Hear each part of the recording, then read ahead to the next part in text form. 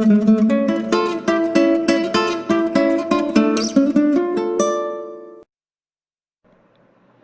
guys, welcome you all at the MS tutorial. Hope you all doing good. ये lecture हमारे electrochemical process जो machining process है उसका part 2 है।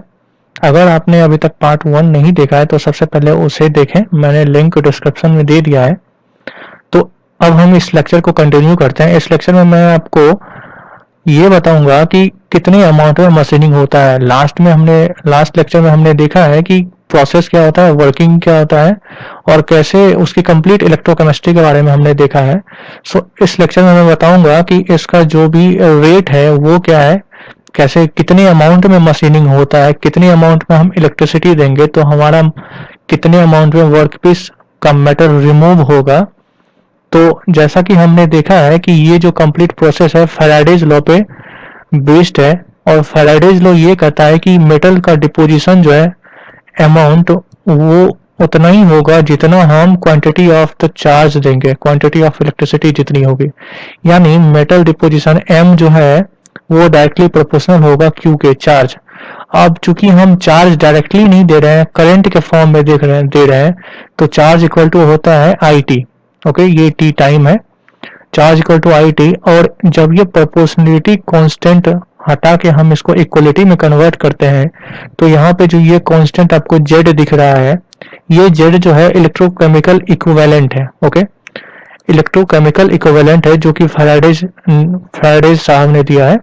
तो यहाँ पे हम देखते हैं कि जेड जो है, अब जेड का जो वैल्यू होता है ई अपॉन एफ होता है। ओके, अब यहाँ पे जो आपको ई दिख रहा है वो ई है ग्राम इक्विवेलेंट। डेफिनेटली आप सबने 11th का 9th और 10th में बेसिक केमिस्ट्री में पढ़ा होगा इक्विवेलेंट मास क्या होता है और ग्राम इक्विवेलेंट या फिर इक्विवेलेंट मास क्या होता है। तो ये सिंपली एटॉमिक मास, जो भी मेटल है उसका एटॉमिक मास अपॉन वैलेंसी होता है। जैसे अगर सोडियम हम लेते हैं, सोडियम का एटॉमिक मास 23 होता है, तो अगर हम इसका इक्विवेलेंट मास निकालेंगे तो अपॉन 1 हो जाएगा, बिकॉज सोडियम का वैलेंसी 1 होता है। इसी तरह कॉपर का वैलेंसी 1 और 2 दोनों होता है। ओके, उसी तरह आयरन का वैलेंसी 2 और 3 दोनों होता है। तो जिसका जितना वैलेंसी होता है उसके अकॉर्डिंग इक्विवेलेंट मास निकलता है। एंड नेक्स्ट जो है नीचे जो F है वो F जो है फैराडेज कांस्टेंट है। ये फैराडे साहब के द्वारा दिया गया है जो कि 96,500 होता है कूलम्ब पर मोल।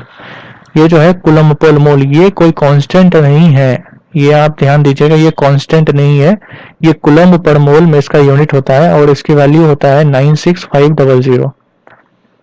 तो Z जो है हमारा E अपॉन एफ होता है। तो उस कंप्लीट फॉर्मूला को अगर हम लिखें तो हमारा कितना मेटल रिमूव होगा किसी वर्कपीस से इलेक्ट्रिसिटी देने से, वो इस फॉर्मूला से आप निकाल सकते हो, ई आई टी अपॉन एफ, जहां पे ई जो है वो हमारा एटॉमिक मास अपॉन वैलेंसी है, आई करंट है, टी टाइम मतलब कितने टाइम तक आप मशीनिंग कर रहे हो, एफ फैराडे 96500।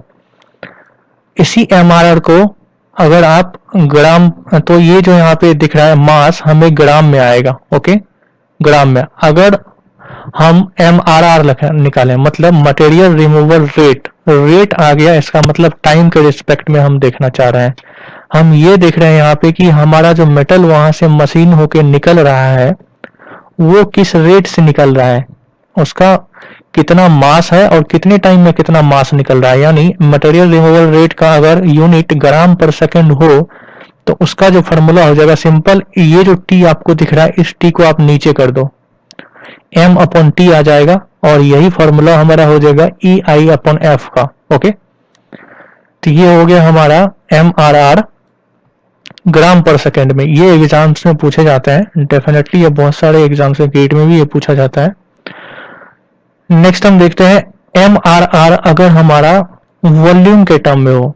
जैसे कोई ये मान लेती है ये हमारा क्यूबिक बार है, ठीक है, ये क्यूबिक बार है और इसका हमें एम आर आर निकालना है वॉल्यूम के टर्म में इलेक्ट्रोकेमिकल प्रोसेस से। तो आप कैसे निकालोगे, तो उसके लिए जो फॉर्मूला होता है जैसे रो भी अपॉन टी, यहाँ पे जो आप मास देख रहे हो, मास इक्वल टू क्या होता है, रो इंटू वेलोसिटी। रो यानी density of the material into volume, sorry मैं वेलोसिटी बोल रहा था, रो इंटू वॉल्यूम। ओके, तो rho V upon T, mass की जगह पे हम रो वी अपॉन टी लिख देंगे, और हमें चूंकि अब वॉल्यूम के टर्म में चाहिए, तो इस रो को आप यहाँ लेके आ जाओ। ओके, तो अब जो फॉर्मूला मिलेगा आपको, V upon T equal to E I upon rho into F. तो ये जो हमारा है एम आर आर का फॉर्मूला हुआ, और यहाँ पे जो यूनिट होगा सेंटीमीटर क्यूब पर सेकेंड। अब देखिए ये जो यूनिट है एमएम क्यूब पर सेकेंड में भी हो सकता है, मीटर क्यूब पर सेकेंड में भी हो सकता है। ये डिपेंड इस बात पे करेगा कि यहाँ जो आपको डेंसिटी दिया हुआ है मटेरियल का क्वेश्चन में, ये डेंसिटी किस यूनिट में दिया हुआ है। अगर ये डेंसिटी एमएम के टर्म में दिया है तो यहाँ पे एमएम हो जाएगा, अगर ये मीटर दिया है तो मीटर हो जाएगा, सेंटीमीटर दिया है तो सेंटीमीटर दिया गया है। तो जब आप न्यूमेरिकल सॉल्व करोगे तो केयरफुली इस चीज का ध्यान रखिएगा। नेक्स्ट हम देखते हैं स्पेसिफिक एमआरआर। ये भी टर्म हमें बहुत बार एग्जाम्स में पूछा जाता है। स्पेसिफिक एमआरआर क्या होता है, एमआरआर पर यूनिट करंट, मतलब अगर हम 1 एम्पियर का करंट देंगे तो हमारा कितना मेटल वहां से रिमूव होगा, कितना मेटल हमारा वहां से मशीन होगा। तो ये होता है स्पेसिफिक एमआरआर। ओके, इसका जो फॉर्मूला है सिंपल, आप यहाँ से ई है, ये आई है, आई की जगह पे 1 रख दो, तो उसी फॉर्मूला को यहाँ पे दिखाया गया है। आई को यहाँ से हम यहाँ अगर कर दें तो ये कंप्लीट एमआरआर हो गया, एमआरआर वॉल्यूम हो गया। ये मैंने इसको लिखा है एमआरआर वॉल्यूम के भी लिखा हुआ है वॉल्यूम के टर्म में, और नीचे हमारा आई। ओके, तो ये जो हमारा हो गया ई अपॉन एफ रो, ये स्पेसिफिक एमआरआर हो गया। तो ये भी हमारा बहुत ही इंपॉर्टेंट न्यूमेरिकल टर्म है इस प्रोसेस का, जो कि सबसे ज्यादा एग्जाम्स में पूछा जाता है। नेक्स्ट हम देखते हैं फीड रेट। फीड रेट का मतलब यहाँ पे ये हुआ कि आप जो ये टूल यूज कर रहे हैं यहाँ पे, ये जो हम यहाँ पे टूल यूज कर रहे हैं, ये टूल किस रेट से हम, जैसे कि मशीनिंग हो रहा है, ओके, जैसे मान लेते हैं यहाँ पे मशीनिंग हो रहा है, इस वर्कपीस के ऊपर मशीनिंग हो रहा है, तो उसके बाद जैसे ही यहाँ से मशीन होके निकला मेटल, तो आपको टूल को नजदीक लेके आना पड़ेगा। ओके, तभी जाके फिर से नीचे वाला यहाँ से रिमूव होगा। अगर आप नजदीक लेके नहीं आते हो तो क्या होगा कि आपका टूल गैप बहुत ज्यादा हो जाएगा, टूल और वर्कपीस के बीच का गैप ज्यादा हो जाएगा। अगर ज्यादा हो जाएगा तो आपका यहाँ पे जो रेजिस्टेंस है इलेक्ट्रोलाइट टूल और वर्कपीस, जहाँ पे इलेक्ट्रोलाइट जो है एज ए रेजिस्टेंस काम करता है, इस पूरे इलेक्ट्रिकल सर्किट को कंप्लीट करता है। तो अगर टूल गैप आपका ज्यादा हो गया तो यहाँ पे हो सकता है कि आपका ये पूरा का पूरा प्रोसेस धीरे हो जाए, आपका मशीनिंग रेट कम हो जाए, तो आपकी इफिशियंसी इस पूरे प्रोसेस की कम हो जाएगी। इसलिए इफिशियंसी को मेंटेन करने के लिए आपको मशीनिंग के साथ साथ इस टूल को भी आगे बढ़ाना पड़ेगा। जैसे जैसे यहाँ से मेटल रिमूव होगा उसके बाद वैसे वैसे आपको इस टूल को आगे बढ़ाना पड़ेगा, तो उसे बोलते हैं फीड रेट। ओके, तो फीड रेट ऑलवेज mm पर सेकेंड में हम बनाते हैं, या फिर mm पर सेकेंड या फिर सेंटीमीटर पर सेकेंड, आप जिसमें भी निकालना चाहो वो आपके ऊपर है, या फिर एग्जामिनेशन में जिस यूनिट में पूछा जाएगा वो। तो फीड रेट जो होता है वो स्पेसिफिक एमआरआर इंटू जे। अब यहाँ पे जो जे है ये करंट डेंसिटी है। करंट डेंसिटी आप सबने पढ़ा होगा कि करंट अपॉन एरिया, जिस मटेरियल से होके, जैसे ये वायर है हमारा, इस वायर से अगर हम इलेक्ट्रिसिटी को फ्लो करा रहे हैं तो इसका जो परपेंडिकुलर वाला जो एरिया होगा, ये जो एरिया होगा आई अपॉन ए कर देंगे तो वो करंट का डेंसिटी आ जाता है। अब करंट डेंसिटी का फॉर्मूला हम अगर यूज करें तो यहाँ पे आप देख सकते हो, मैंने करंट डेंसिटी के बारे में थोड़ा सा यही J equal to I upon ए बताया हुआ है। अब यहाँ पे एक टर्म आता है रेजिस्टेंस का। अब ये रेजिस्टेंस क्या है, ये रेजिस्टेंस जो है, आप ये टूल है आपका और ये वर्कपीस है और इसके बीच में इलेक्ट्रोलाइट्स है, तो ये जो कंप्लीट इसके बीच में जो इलेक्ट्रोलाइट्स है ये सभी मिलके यहाँ पे कुछ ना कुछ रेजिस्टेंस ऑफर करते हैं इस इलेक्ट्रिकल सर्किट को पूरा होने में, वो रेजिस्टेंस यहाँ पे है। तो वो रेजिस्टेंस क्या हो जाएगा, रो एल अपॉन ए, जहां पे ये जो एल होगा आपका वो टूल गैप होगा। ओके, ये कंप्लीट हमारा टूल गैप होगा एल, ये बहुत ही इंपॉर्टेंट है, आप इसको ध्यान से देखिए, ये हमारा टूल गैप होगा। एल, और यहाँ पे एरिया हो जाएगा जो पूरा वर्कपीस और टूल के बीच का जो कोइंसाइडिंग एरिया है। ओके, तो इसी चीज को, टर्म को, आर को, आपकी रेजिस्टेंस को आप वी अपॉन आई लिख सकते हैं ओम्स लॉ से, वी अपॉन आई। तो ये हो जाएगा rho R equal to L upon A. तो I upon A, I upon ए, ये आई को हम इधर कर दें तो I upon A equal to हो जाएगा V upon rho R into L, जिसको कि आप जे भी बोल सकते हैं, ये जे करंट डेंसिटी। तो यानी जे के लिए हम V upon rho R L भी लिख सकते हैं। इस फॉर्मूला को यूज करने का मेरा पर्पस यही था। तो यहां से जैसे ही हम जे इक्वल टू ड्रॉ कर लेंगे, फाइंड कर लेंगे V upon rho R L, तो इसको अब मैं यहाँ पे पुट करता हूँ। स्पेसिफिक एम आर का वैल्यू हम सब ने निकाला हुआ है, जो कि E upon F rho in F rho है। नेक्स्ट जे के जगह पर हम V upon rho R L लिख देंगे, जहां पे हमारा रो जो है density of the workpiece, sorry ये वर्कपीस नहीं होगा, हाँ रो जो है डेंसिटी ऑफ वर्कपीस है, और रो आर जो है वो रेजिस्टिविटी ऑफ द गैप है, जो हमारा गैप है उसका रेजिस्टिविटी है। एल जो है हमारा टूल वर्क गैप है, टूल और वर्क के बीच में जो गैप है वो है। ठीक है, तो ये कंप्लीट न्यूमेरिकल एनालिसिस था। जो क्वेश्चन हमें एग्जाम्स में पूछे जाते हैं, तो वो सारे के सारे, जैसे सबसे ज्यादा इंपॉर्टेंट है MRR निकालना इस टॉपिक में। और MRR आपको कौन से यूनिट में पूछ रहा है वो देखिए। अगर एग्जाम्स में ग्राम पर सेकंड में पूछा है तो ग्राम पर सेकंड में निकालिए, अगर वॉल्यूम पर सेकंड में पूछा है तो वॉल्यूम पर सेकंड में निकालिए। फीड रेट बहुत ही कम पूछा जाता है, सबसे ज्यादा MRR पूछा जाता है। तो नेक्स्ट हम देखते हैं कि ये हमारा इलेक्ट्रोकेमिकल मशीनिंग जो है, इसमें कौन कौन सा जो टूल हमारा होता है, जो वर्कपीस होता है, वो किस चीज से बना होता है। नॉर्मली जो टूल होता है कॉपर से बना होता है, ये सबसे ज्यादा ऑब्जेक्टिव्स एग्जाम में पूछे जाता है। कॉपर से टूल, ECM में जो टूल बना होता है वो कौन से मटेरियल का होता है, तो कॉपर होता है। और कभी कभी ब्रॉन्ज एंड स्टेनलेस स्टील भी यूज करते हैं, ब्रॉन्ज में भी तो कॉपर रहता ही है। नेक्स्ट जो इलेक्ट्रोलाइट है वो नॉर्मली ब्राइन सॉल्यूशन होता है, जिसका मैंने एग्जांपल अभी दिया। नेक्स्ट सोडियम नाइट्रेट भी होता है।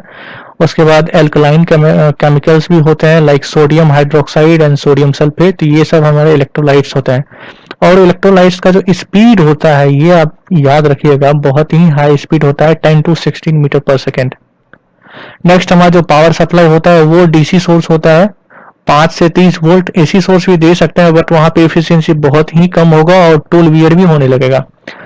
तो नेक्स्ट हमारा जो इसका पावर सप्लाई में जो करंट होता है वो 1000 से लेकर 15000 एम्पियर तक जा सकता है, 15000 से ज्यादा भी जा सकता है। बहुत सारे न्यूमेरिकल्स मैंने सॉल्व किए हैं, तो उसमें कभी कभी 15000 से ज्यादा भी आंसर आया है, तो ज्यादा भी जा सकता है। वर्कपीस, नेक्स्ट हमारा वर्कपीस है। हाँ, वर्कपीस के केस में आपको इलेक्ट्रिकल कंडक्टिव ही होना चाहिए। अगर वो इलेक्ट्रिकल कंडक्टिव नहीं है तो फिर ये प्रोसेस उस पर काम नहीं हो पाएगा, तो इस प्रोसेस से हम मशीनिंग नहीं कर पाएंगे। तो ये था कंप्लीट इंफॉर्मेशन। नेक्स्ट हम देखते हैं एप्लीकेशन, इस प्रोसेस का यूज हम कहाँ कहाँ करते हैं।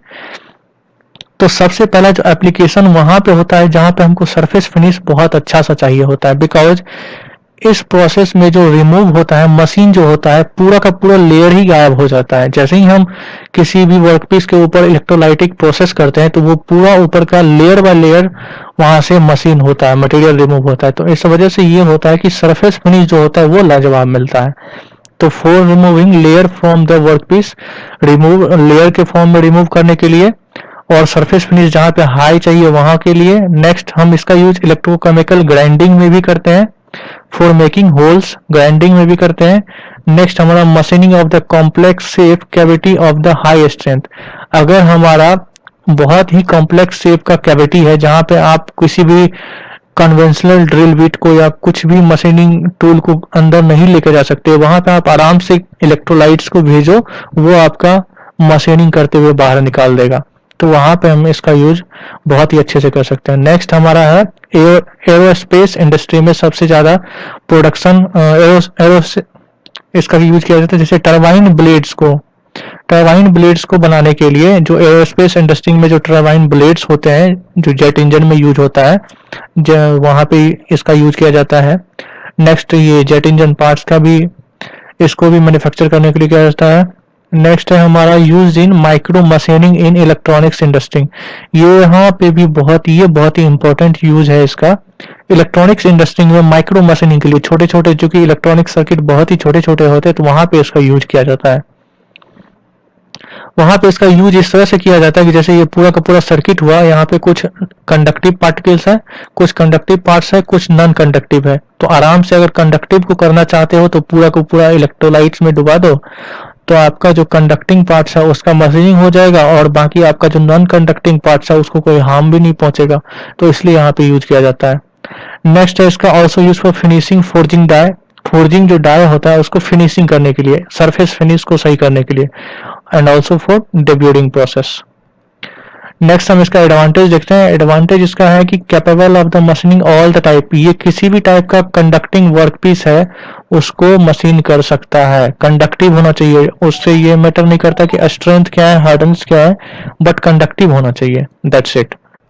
सो ये था कंप्लीट इलेक्ट्रोकेमिकल प्रोसेस, कैसे मशीनिंग होता है, उसका जो भी एक्सप्लेनेशन करना था मैंने कंप्लीट एक्सप्लेनेशन किया है इस लेक्चर में। डेफिनेटली आप सबको क्रिस्टल एंड क्लियर हुआ होगा। सो अगर इसके रिगार्डिंग आपके पास कोई भी डाउट्स है तो आप उसको कमेंट में मेंशन करें, I will reply. And if you like it, then please click on like and also share with your friends.